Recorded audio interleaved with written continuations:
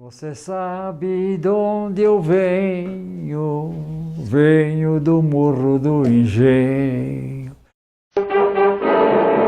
Eu queria ir, queria provar que eu era brasileiro. Eu não podia ir para a guerra. Quem é que não tem medo? Atenção, atenção, ouvintes do Repórter Eto. O governo brasileiro acaba de declarar guerra às Nações Unidas. O exército nosso era paupérrimo. Alimentação péssima. Enormes multidões celebram com as mais vibrantes demonstrações patrióticas o desfile de unidades do Corpo Expedicionário Brasileiro na capital da República. Tudo era do relento. Nós não tínhamos assim uma fixação no prédio. Era tudo improvisado. Preparar combatentes capazes para uma guerra como a atual é a tarefa que só os povos de grande tradição e progresso, de extraordinárias energias físicas e morais, conseguem realizar. Eu ia descendo para a estação e tem um amigo meu lendo o jornal. Lendo o jornal, falou: ô Garófalo, qual é o seu primeiro nome? Miguel. Você está convocado para o exército. Está aqui no jornal. E eu não vou ficar aqui em Campo Grande, Mato Grosso, naquele tempo 30 mil habitantes. Eu aproveitei um ensejo lá de um parente que estava viajando para o Rio, a passeio. Eu disse, eu vou ficar por lá mesmo. Fiz o tiro de guerra, que naquela época era obrigatório. Coincidentemente, me convocaram. Eu trabalhava no Rio de Janeiro, numa companhia de seguros. Eu fui chamado por um diretor que disse que não poderia me deixar continuar trabalhando nessa seção, pela minha condição de nome. Fui discriminado. Aconteceu de não ter dado certo o emprego, fui para o exército e acabei indo para a guerra. Tinha meu pai meio de idade, minha mãe sempre doente, minha irmã doente, o irmão cego, meu irmão menor, e eu fui para a guerra. Eu tive um acidente, fraturei o fêmur, um ano antes de ser convocado. E isso foi mal feito, conserto, a pedra ficou 2 centímetros encurtada. Mas quando eu fiz o exame para o exército, eu me calei, porque eu estava revoltado, né, contra a discriminação. Aí foi uma surpresa, porque você recebe em casa um convite para se apresentar ao exército para ir para a guerra, você pensa, eu estou morto. Entre esses convocados de classe A e B, notei que eles se esforçavam a arranjar protetores que tirassem eles daquela condição com o destino da força expedicionária. O Brasil esperava mandar 100 mil homens, acabou mandando um quarto disso, porque na seleção percebeu-se que a maioria dos soldados era subnutrida, tinha doenças crônicas, não tinha dentes, não tinha, enfim, condições mínimas para aguentar uma situação de precariedade que a própria guerra impõe. Eu lamento que esses soldados foram muito mal preparados aqui no Brasil. A instrução nossa mesmo foi muito fraca. Foi só montar e desmontar a metralhadora e aí marchar. O fardamento também era insuficiente. Era o nosso brim. Arroz, feijão, mas tudo rústico, tudo coisa de terceira. Mosquito em cima. Rapaz. E a gente comia aquilo. Assim passamos quase 2 anos nos preparando. Mas preparando para quê? De nada. Né? A questão do afundamento dos navios brasileiros é uma das histórias contadas como sendo o motivo para a entrada do Brasil na guerra. Mas a gente não pode achar que isso foi tudo. O país queria aprimorar a sua industrialização e fortalecer os seus exércitos, as suas forças armadas. O fato é que existiam 2 pressões pela entrada no Brasil na guerra.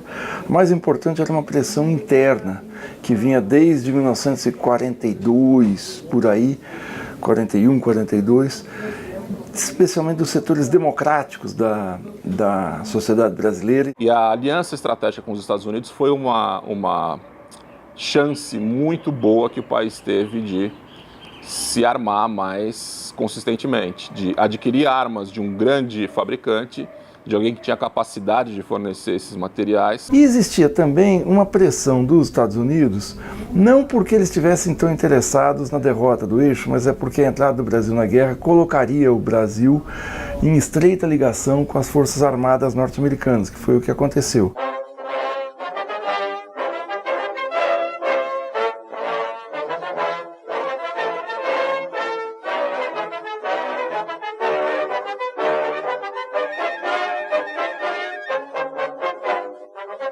Foram 15 dias no mar, zigue-zagueando, para se proteger contra ataques de submarinos. Eram 2 navios, 2 transatlânticos, com o nome de generais americanos. Ouvindo músicas patrióticas. E com uma disciplina rígida que o americano exigia. Ali é só algazarra, só brincadeira, só voverio, porque era muita gente, né? Entramos no Mediterrâneo, ali na altura de Gibraltar, que fomos avisados pelo alto-falante do navio que nós estávamos nos dirigindo para Nápoles. A chegada em Nápoles foi de manhã cedo, ao levantar o sol. Tudo destruído, tudo virado do avesso lá. Tínhamos que descer do navio, passando por outros destroços, para chegar em terra. Fui o primeiro do meu batalhão que eu desci em terra. O exército brasileiro, ele foi agregado ao exército americano,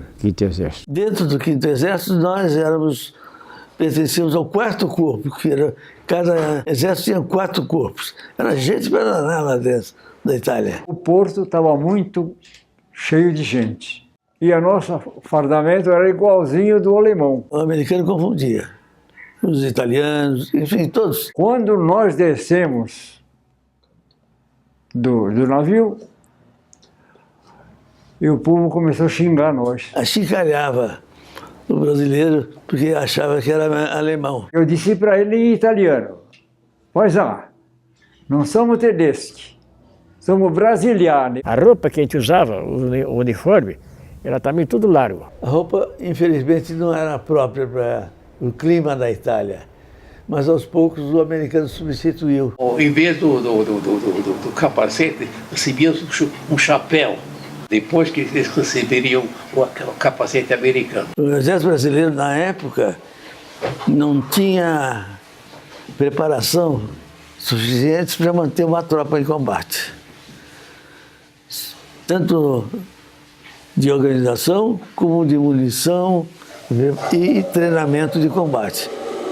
E os alemães estão super treinados, eles já vinham com 4 anos de guerra. As armas que eles nos forneciam eram praticamente também antiquadas, que eles já não usavam pessoalmente. O nosso fuzil era do tempo da guerra da França, né? Pesava 5, 6 quilos. Nós tínhamos, tradicionalmente, armas alemãs. Tinha pouca coisa naquela época. O Brasil era muito primitivo em meio de guerra. As nossas nem levamos, porque eram obsoletas, muito antigas, fora de uso. Então aprendemos a lidar com todo o material americano da época, né? Lançamento de granada, morteiro, minas, né? Metralhadora, fuzil, Springfield, né? Tommy Gun. Comida americana, sempre. Porque não tinha comida brasileira. Era uma latinha chamada de 1 a 12, mais ou menos. Cada um tinha um tipo de comida, rice, beans, essas coisas de americano. Eu fiquei constantemente ajudando, traduzindo o que estava escrito nas comidas. O americano era o dono da guerra. Ele fornecia o equipamento, o armamento e o treinamento tático para poder ter o máximo de eficiência no combate do soldado. Senão ele estava morto. Eles eram maiores, eram os donos da festa, né? Que acabam com a cidade. Mas que tinham que usar o que o americano fornecia. E o americano aproveitou para faturar, né? Porque tudo isso foi pago. O Brasil pagou todo, até o último tiro. Ele mandou a fatura em cima do Brasil. Isso é sabido.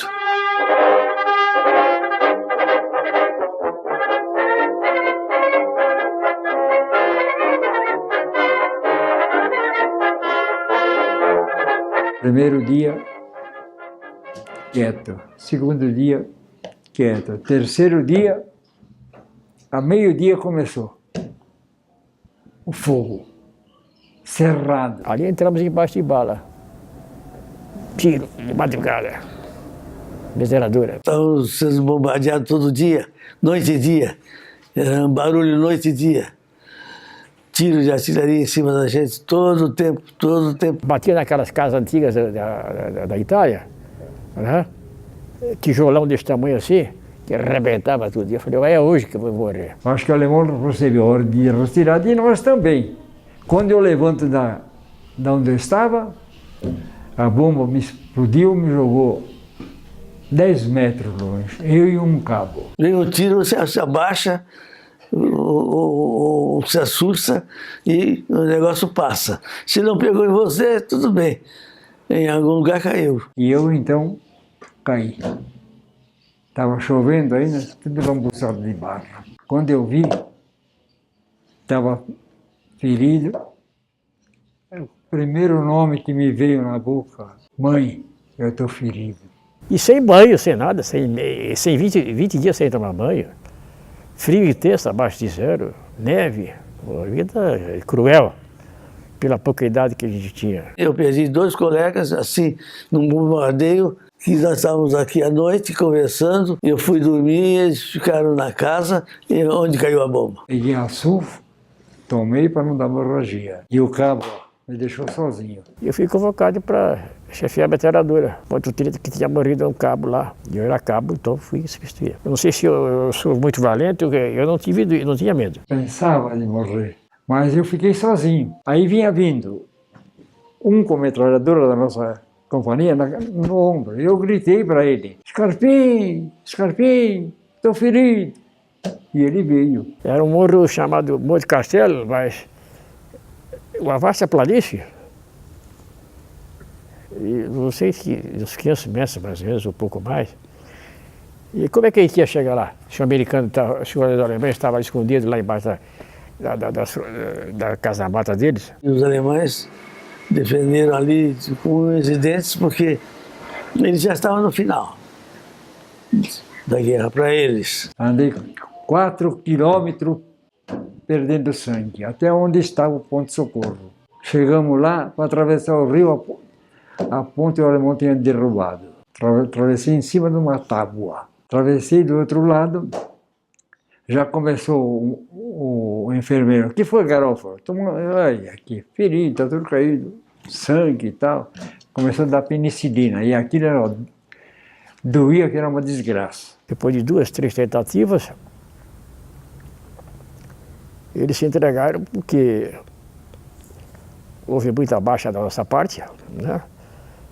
E depois, uma vez nos recuamos, foi solicitado pedido americano lá para dar reforço, né? Então foi reforçado através de americano da montanha, né? Soldado americano, que eles eram treinados para isso.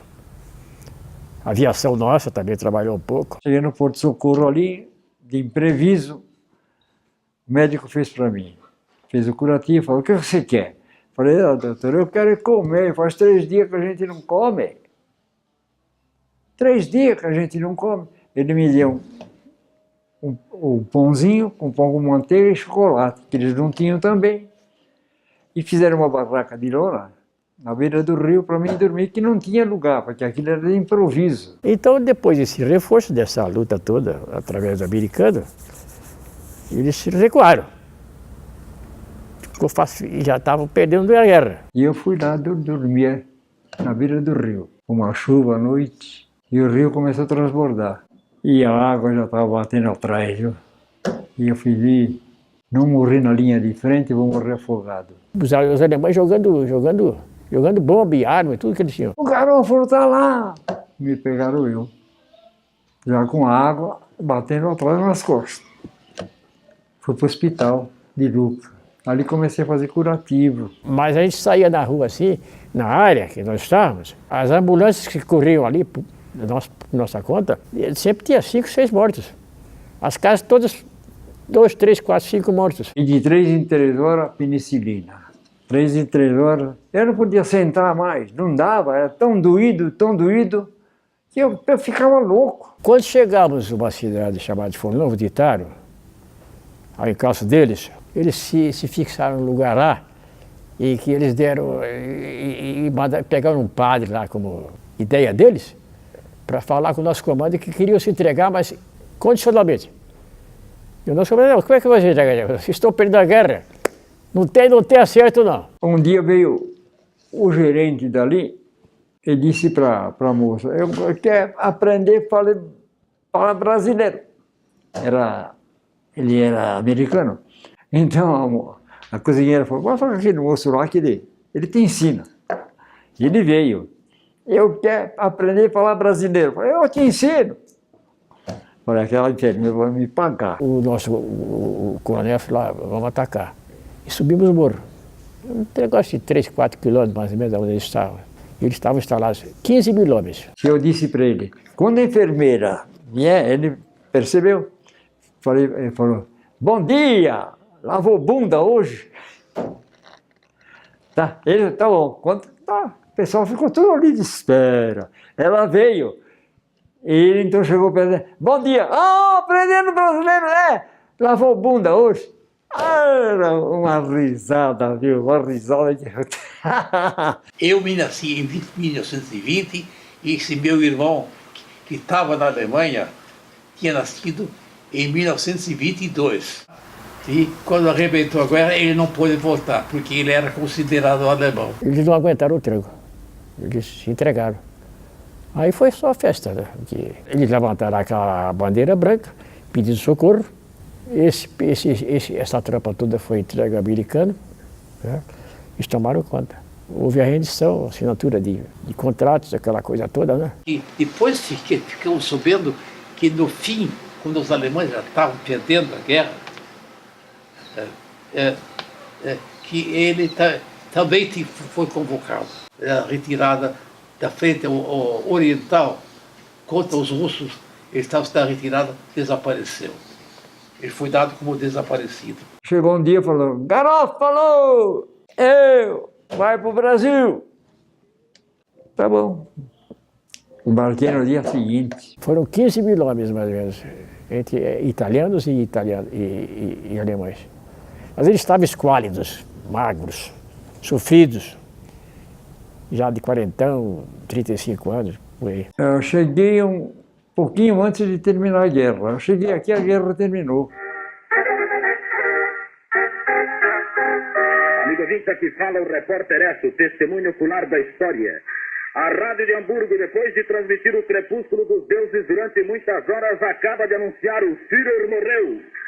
Terminou a guerra, terminou a guerra, terminou a guerra. Foi uma alegria geral. Todo mundo festejou quando recebemos o aviso que a guerra tinha terminado. Foi só glória, tá? Depois disso aí, acabou a guerra para nós. A gente ficaria mais uns 10, 15 dias, 20 dias, só desfrutando da meninada lá, das facilidades da época, do após de guerra.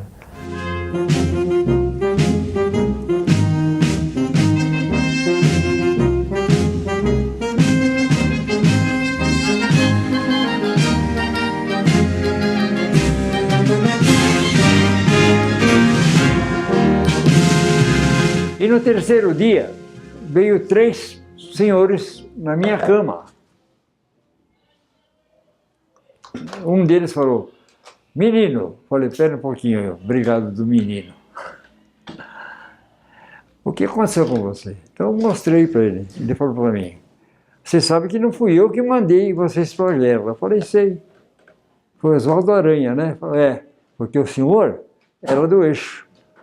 A favor do eixo. Não era? Era. Sabe quem era? Quem? Getúlio Vargas. É uma pena que não tem uma fotografia dele.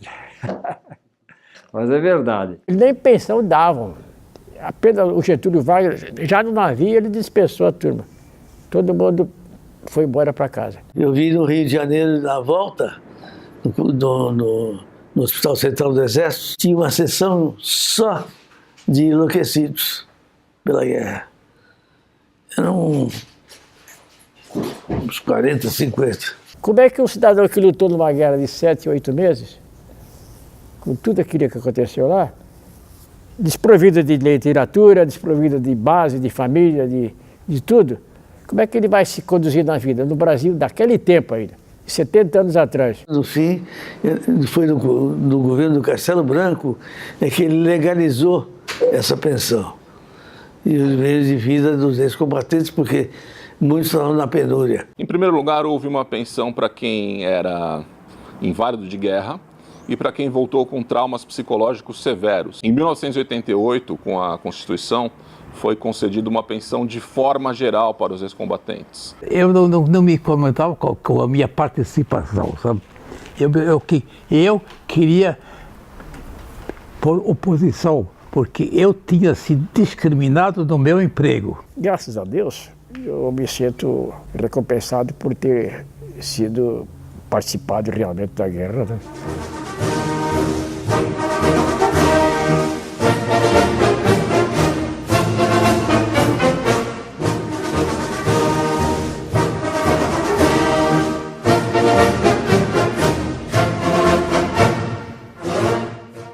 A coragem do brasileiro foi muito grande. Nada a gente esquece. Até hoje, a gente se lembra. E eu acredito que qualquer um de nós, porque é um negócio que marca muito. Os 3 anos do Exército Brasileiro me livraram de muito preconceito. Ia para a linha de frente mesmo. Não tinha medo. Estou vivo. É esse o sentimento de alívio, de segurança. Isso tudo foi a guerra. Ganhamos a guerra.